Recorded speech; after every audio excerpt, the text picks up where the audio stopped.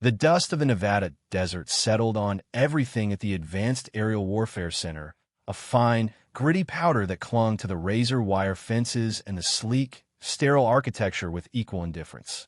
It was a place of extremes, blistering heat and frigid nights, cutting-edge technology and archaic military tradition. Into this crucible walked Ilara Vance.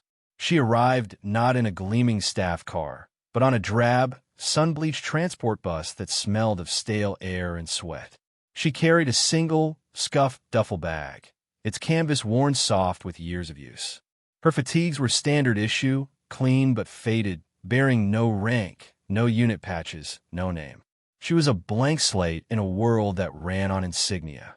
The other arrivals, young lieutenants and captains fresh from flight school, were a cacophony of sound and motion. They greeted each other with backslapping bravado, their voices sharp with the arrogance of youth and the promise of elite training. They were the future, the chosen pilots for the Spectre program, the most advanced unmanned aerial vehicle ever designed. They flowed past Ilara as if she were a rock in a stream, their eyes sliding over her, registering her presence as little more than a shadow against the hangar wall. She did not seem to mind. Her stillness was a stark contrast to their kinetic energy. Her gaze, calm and deeply observant, took in the sweep of the airfield, the heat shimmering off the tarmac, the imposing silhouette of the main training hangar. She found her assigned billet, a small, impersonal room with a metal frame bed and a single locker.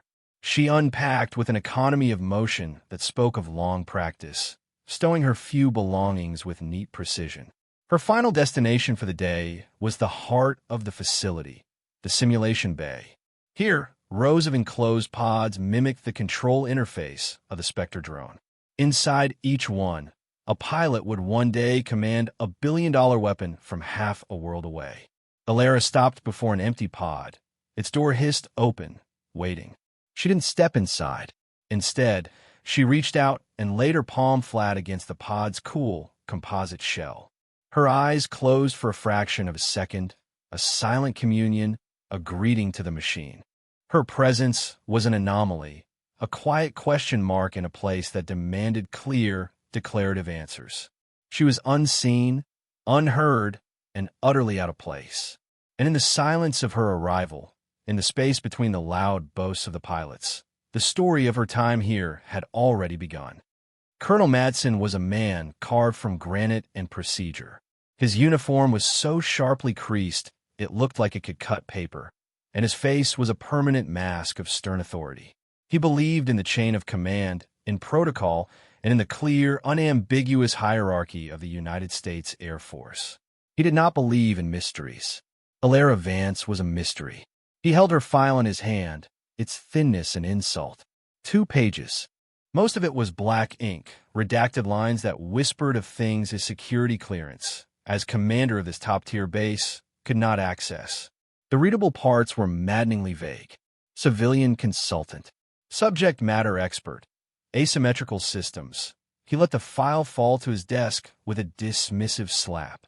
He found her later, standing near the simulation pods, watching the first wave of pilots go through their orientation. Her posture was relaxed but attentive, her hands clasped loosely behind her back. She didn't look like a consultant. She looked like a piece of furniture someone had forgotten to move. "Ms. Vance," he said, his voice clipping the air. She turned to face him. Her eyes, he noted, were a deep, steady brown, unblinking and unreadable. They held none of the deference or nervous energy he expected from a civilian in his domain. "I'm Colonel Madsen, the base commander." He didn't offer a handshake. "I've reviewed your file, or what little of it they saw fit to send me." He paused, letting the weight of his disapproval fill the space between them. "Frankly, your presence here is an administrative curiosity. This is a training ground for the best pilots in the world, not a civilian outreach program. These are warriors, not academics." He gestured vaguely at the bustling activity around them. "This is a serious place for serious work. So, here are your rules of engagement. Stay out of the way. Observe. Take your notes for whatever report you're supposed to be writing. But do not touch the equipment. Am I clear?" His tone was a finely calibrated instrument of condescension, designed to put her firmly in her place, to mark her as an outsider. He expected a protest, an explanation, perhaps a flustered attempt to justify her purpose. He received none of it. Alara Vance simply held his gaze for a moment longer, a silence that felt more like an evaluation than an intimidation. Then she gave a short, single nod. It was a gesture of acknowledgement, nothing more. No argument, no defense.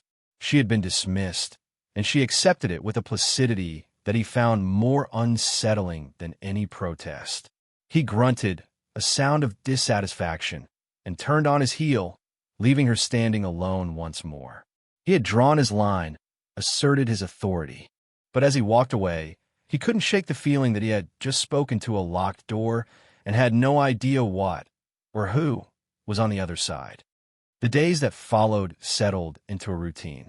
Alara became a fixture, a silent observer on the periphery of the base's relentless activity. She would stand for hours in the darkened observation room behind the simulation bay, a notebook in her lap that she rarely wrote in. She watched the hotshot pilots, men like First Lieutenant Jameson Croft, as they dove their simulated specters through canyons of code and digital flak. Croft was the star of the intake, his reflexes preternatural, his confidence bordering on theatrical. He was fast, aggressive, and utterly certain of his own brilliance. Alara saw something else. She saw the infinitesimal tells, the slight overcorrections in his flight path, the predictable patterns in his evasive maneuvers. She saw the ways he pushed the machine, but never listened to it. Her attention wasn't limited to the simulators. She spent her evenings in the cavernous main hangar where the physical Spectre drones were housed. They were magnificent, terrifying things, shark-skinned and silent, embodying the apex of remote warfare. The maintenance crews grew accustomed to her quiet presence. She never spoke unless spoken to, but her eyes missed nothing. One evening, Sergeant Eva Rostova, a young but highly skilled avionics technician, saw Alara running a hand lightly over an access panel on Spectre 3. "Can I help you, ma'am?" Rostova asked, her voice polite but tinged with the caution everyone felt around the strange consultant. Alara's hand stopped. For a moment, the sleeve of her fatigues slid back, revealing a sliver of her wrist. Rostova caught a glimpse of a tattoo, a stark, black ink design of a serpent coiled into a circle, devouring its own tail. An Ouroboros. It was intricate, precise, and unlike any tattoo she had ever seen on military personnel. Alara pulled her sleeve down. "The gyroscopic stabilizer," Alara said, her voice low and even. "The tertiary diagnostic monitor shows a latency flicker. 0.003 milliseconds. It's almost invisible." She pointed to a small, unassuming screen on a nearby diagnostic card. Rostova squinted. She had been staring at that screen all day and had seen nothing. But now, guided by Alara's words, she saw it. A phantom flicker, a ghost in the machine, so faint it was barely there. It was a flaw so minuscule no one would have noticed it until it cascaded into a catastrophic failure miles above a battlefield. "How? How did you see that?" Rostova breathed, stunned. Alara didn't answer the question. She simply said, "It's a harmonic resonance from the new cooling system. It's interfering with the data bus." She tapped the screen, her finger indicating the precise algorithm that was being affected. "You'll need to shield the bus or recalibrate the coolant frequency." She then gave Rostova a small, knowing look and walked away, leaving the sergeant staring at the screen, a deep sense of unease and profound curiosity warring within her. The silent woman had just diagnosed a problem that the drone's own multi-million-dollar diagnostic suite had missed entirely. The shadow was beginning to show its shape. The pressure came on a Tuesday during the most critical simulation of the training cycle. It was a full-scale red flag exercise, a virtual war game pitting the new Spectre pilots against a highly advanced enemy AI designed to mimic the capabilities of a nation's most sophisticated adversaries. The entire command staff, including Colonel Madsen, was present in the control room, observing the main screen, which displayed the sprawling battle space. Lieutenant Croft was in the lead simulator, commanding the Vanguard drone. He was a blur of controlled aggression, racking up simulated kills, his voice a confident stream of jargon and commands over the comms. Then the AI did something new. It wasn't a missile or a fighter jet. It was a silent, insidious attack, a piece of viral code wrapped in a routine data packet. On the main screen, Croft's drone icon began to behave erratically. "I've got a control glitch," Croft's voice crackled, the confidence suddenly gone, replaced by a thread of confusion. "Controls are sluggish." Unresponsive in the control room, the instructors leaned forward. Warning lights began to flash across their consoles like a sudden rash. "He's locked out," one of the senior instructors yelled. "The system is non-responsive." The simulator screen inside Croft's pod went haywire, a cascade of error messages and Cyrillic script. "Mayday, mayday, I've lost control." Croft's voice was now sharp with panic. "The system is completely compromised. I'm totally locked out." The simulated drone, a multi-billion-dollar asset, began to plummet from its virtual sky, tumbling end over end toward a designated no-fly zone. A crash would mean more than a failed simulation. It would be a catastrophic failure for the entire program, a victory for the anonymous programmers who had designed the hostile AI. Panic bloomed in the control room. Voices overlapped in a frantic babble. "Reboot the system. Try a manual override. It's not responding. The virus has control of the core functions." Colonel Madsen's face was a stony mask, but his white-knuckled grip on the back of a chair betrayed his alarm. They were watching their prized weapon get hijacked, and they were helpless to stop it. Amid the chaos, Elara Vance, who had been standing in her usual spot in the back corner, was a pool of absolute calm. Her eyes were fixed on the data streams flowing across a secondary monitor, her expression one of intense, focused analysis. She was not watching the crash.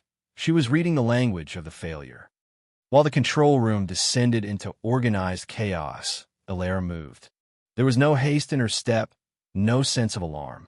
She walked with a deliberate, unhurried grace to a dusty auxiliary terminal in the far corner of the room, a workstation designated for low-priority diagnostics and rarely, if ever, used during a live exercise. The instructors were too busy shouting at each other to notice her. She sat down, her back straight, and her fingers descended upon the keyboard. What she typed was not a standard command or a protocol override. It was raw code, lines of syntax that flowed from her fingertips with a speed and fluency that was mesmerizing.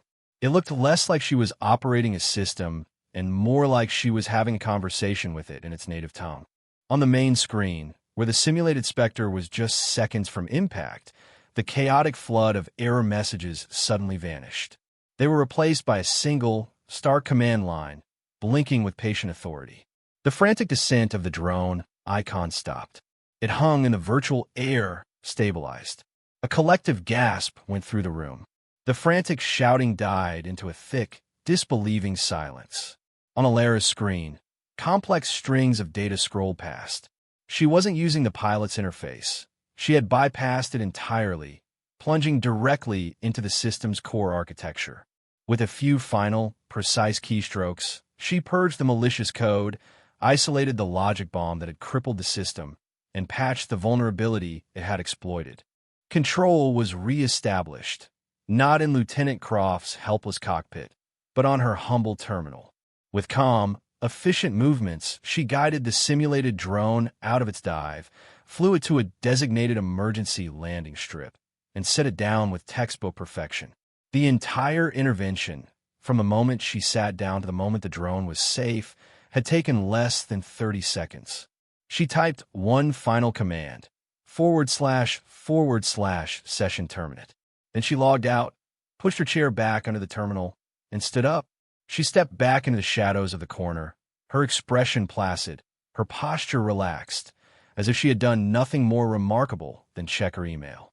The silence in the room was now absolute, heavy, and profound. Every single person was staring, not at the saved drone on the screen, but at the quiet, unassuming woman in the corner. The silence stretched, taut, and brittle, until it was shattered by the hoarse voice of the senior instructor. "Who Who in the hell did that? Every head in the room, which had been turned towards the main screen in shock, now swiveled in unison towards the back corner. They stared at Alara as if seeing her for the first time. Colonel Madsen pushed himself away from the chair he'd been gripping, his face a battleground of conflicting emotions: shock, suspicion, and a grudging, nascent respect. He strode towards her, his boots echoing in the sudden quiet. "Report," he commanded, his voice tight. "What did you do, Miss Vance?" Alara met his gaze without flinching. The system was compromised by a nested logic bomb hidden in the AI's EW subroutines, she stated, her voice calm and devoid of any triumph. It triggered a cascading failure in the primary flight control interface. I bypassed the interface, accessed the root kernel, and executed a manual purge of the viral code. Her explanation was simple, direct, and for most people in the room, might as well have been in a foreign language. She spoke of the system's deepest functions with an intimacy that was breathtaking. She hadn't just fixed a problem. She had performed open-heart surgery on the soul of the machine. Lieutenant Croft, having emerged from his simulator pod, stood nearby, his face pale. The swagger was gone, replaced by a humbling bewilderment. He had been a helpless passenger in his own cockpit, while this silent woman had reached in from a dusty keyboard and taken the reins. Colonel Madsen stared at her, the gears of his rigid, procedural mind grinding against this new, impossible reality. "You're a civilian consultant," he said, the words sounding foolish even to his own ears. "How do you know our core programming?" "It's based on a fairly standard architecture," Alara replied, a masterpiece of understatement. Later that night, Sergeant Rostova, unable to shake the image of Alara's fingers flying across the keyboard, sat at her own terminal. The glimpse of the Ouroboros tattoo on Alara's wrist nagged at her. She ran a search through a classified military database, using keywords from Alara's technical explanation and the symbol itself. Most of the results were dead ends or required clearances far above her pay grade. But then she found it, a single, heavily redacted entry for a defunct Black Ops unit from the early days of cyber warfare. The unit's emblem was a serpent eating its own tail.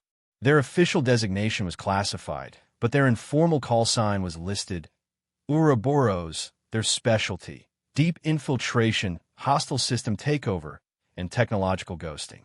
The unit had been officially disbanded years ago, its members scattered or listed as deceased.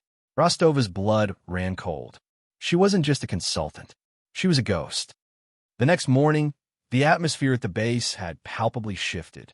The whispers that followed Alara down the hallways were no longer dismissive, but filled with a hushed, uncertain curiosity.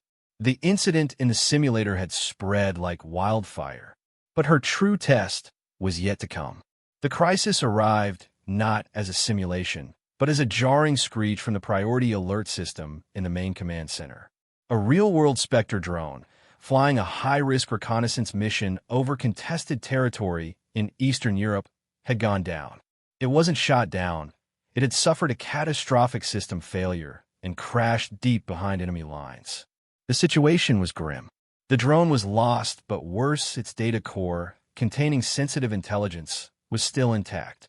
Its communications package was failing, but it was broadcasting a faint, heavily encrypted heartbeat signal, a dying pulse from a ghost in the wilderness.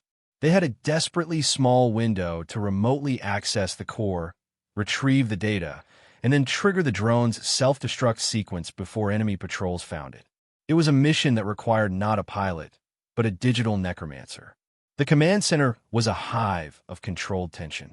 Technicians worked frantically, trying to lock onto the fading signal, but it was buried under layers of atmospheric interference and sophisticated enemy jamming. "The signal is degrading fast," a communications officer reported to Madsen. "We can't get a clean lock. The encryption is. It's a nightmare. We won't break it in time." Colonel Madsen stood at the center of the room, the weight of the impending failure pressing down on him.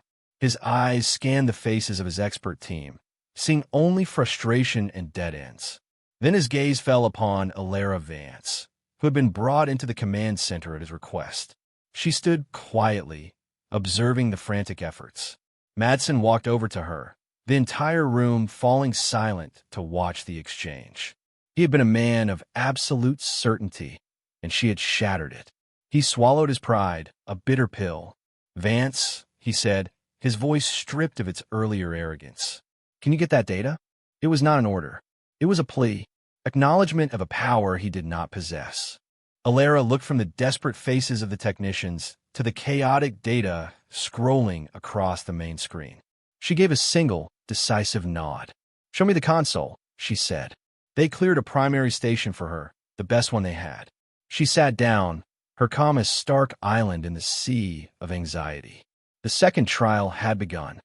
Alara settled into the chair, her entire being focused on the screen before her. The signal from the downspector was a fragile whisper in a hurricane of digital noise. To the trained technicians in the room, it was a lost cause, a patient whose heart was about to flatline. For Alara, it was a familiar challenge. Her fingers danced across the keyboard, not with the frantic energy of the others, but with the precise, rhythmic grace of a concert pianist. She wasn't fighting the jamming. She was flowing around it, using its own chaotic energy to triangulate the source of the faint signal. She closed her eyes for a moment, her head tilted slightly as if listening to a distant melody. The others saw a woman sitting motionless, but in the unseen world of signals and code, she was diving deep, sifting through terabytes of garbage data to find one precious grain of sand. "She's isolating the carrier frequency," Sergeant Rostova whispered to a colleague, her voice filled with awe. "That's impossible. The jamming is adaptive, but Alara was doing it." A thin, wavering line appeared on her screen, the heartbeat of the dying drone. Now came the true test, the encryption. It was a multi-layered, military-grade code that would normally take a supercomputer and a team of cryptographers weeks to crack. Alara began to dismantle it, layer by layer. She wasn't using brute force. She was finding the subtle flaws in the logic, the tiny imperfections left by its programmers, and exploiting them with surgical precision. The tension in the command center became unbearable. Every eye was locked on her, on the steady, relentless progress of her work. Just as she peeled back the final layer of encryption, a shrill, piercing ring cut through the room. It was the red phone on Colonel Madsen's desk. The direct line. The line that connected the base to the highest levels of command. It almost never rang. Madsen froze for a second before snatching it up. "Madsen," he barked. His posture immediately stiffened, his back going ramrod straight. "Yes, sir." A long, silent pause followed as he listened, his eyes wide. The entire room held its breath. They could hear the faint, powerful murmur of the voice on the other end. "Yes, Mr. President." The words dropped into the silent room like stones into a deep well. Every person, from the lowest-ranking airman to the senior staff, felt a jolt. Their focus shifted from Alara to their commander, who was now standing at attention, holding the phone to his ear as if it were a sacred object. Madsen listened intently, his face slowly draining of all color, his expression shifting from shock to utter disbelief, and finally to a profound, humbling reverence. "Yes, sir," he said, his voice now a quiet rasp. "She is right here. I see. Yes, I understand completely." He hung up the phone, placing it back in its cradle with a hand that trembled slightly. He stood motionless for a beat, processing the impossible. Then he turned, his gaze finding Alara. He looked at her not as a consultant, not as a civilian, but as something else entirely. "That was the President of the United States," he announced to the stunned room. His voice was hushed, freighted with the weight of revelation. He asked if Nix was on station. The name hung in the air, electric and strange. Nix, a name spoken only in whispers in the deepest, darkest corners of the intelligence community.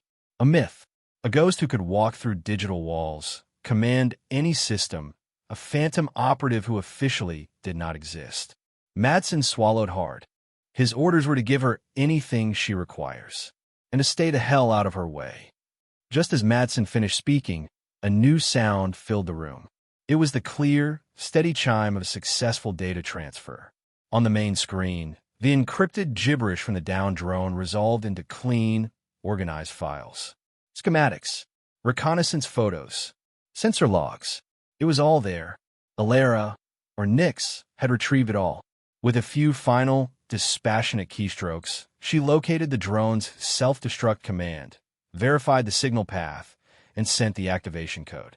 A small confirmation icon flashed on her screen. Target sanitized. Mission complete.